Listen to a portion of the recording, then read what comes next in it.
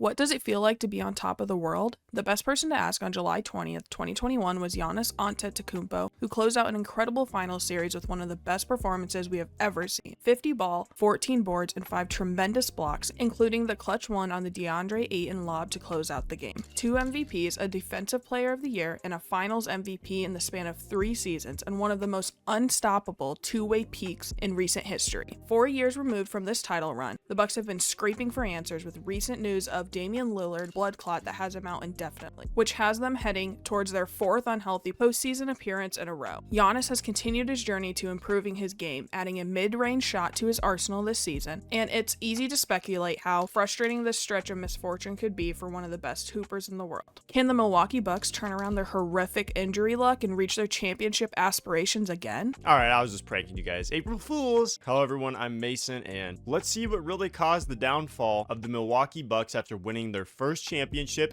in 50 seasons. Make sure to leave a like and subscribe to the channel if you have not already, and turn on that notification bell so you don't miss a new video. And thank you, Erica, for doing the intro. In order to truly understand what's happened to the Bucks, we have to view what it looked like when they were truly at the top. In the 2019 NBA season, the Milwaukee Bucks would finish 60-22, the best record in the Eastern Conference that year, but would end up being knocked out in 6 games in the Eastern Conference Finals to the team that ended up winning the championship in the Toronto Raptors, led by Kawhi Leonard. It was in this series that Giannis would not really play like himself, as the Toronto Raptors did a great job walling up on Giannis and not letting him dominate his way to the rim, and Kawhi Leonard was a guy that no one had an answer for. Going into the 2020 season, with Kawhi Leonard leaving Toronto and heading to the Clippers, the East pretty much looked like it belonged to the Bucks. They would once again finish with the best record in the Eastern Conference, 56-17, and at one stretch in the season early in March, shortly before everything shut down due to COVID, the Bucks were 53-9, easily the best record in the NBA. They would head into the playoffs. They'd be knocked out in just a 5-game series by the Miami Heat that would end up going on to the finals. Now, Giannis would end up getting hurt in game 4 of this series, in which the Bucks were already down 3-0, so it didn't really make a difference either way, and this is when the Milwaukee Bucks realized that they needed to really make a change. On November 24th, 2020, Jrue Holiday would become a member of the Milwaukee Bucks in a deal that would end up shipping out Eric Bledsoe and a couple of first-round picks to the New Orleans Pelicans in part of a 4-team trade. Now, getting Jrue Holiday was exactly what this team needed, as he was the lockdown perimeter defender this team needed, and also a guy that could go get you a bucket whenever you needed to. And yet another shortened season, the Milwaukee Bucks would finish 46-26 with the 3rd best record in the East, and going into the playoffs, it was hard to tell who was really going to win it all. Heading into the postseason, the Brooklyn Nets appeared to be some pretty good title favorites, hosting the trio of Kevin Durant, James Harden, and Kyrie Irving. However, in a very competitive series against the Milwaukee Bucks, James Harden would face a hamstring injury and Kyrie Irving would sprain his ankle in game 4, and Kevin Durant put his toe just barely on that 3-point line, sending the game to overtime, in which Milwaukee would win game 7, push through the feisty Atlanta Hawks, and ultimately win a championship against the Phoenix Suns, in which they started off the series down 2-0. Now, after the finals is where it gets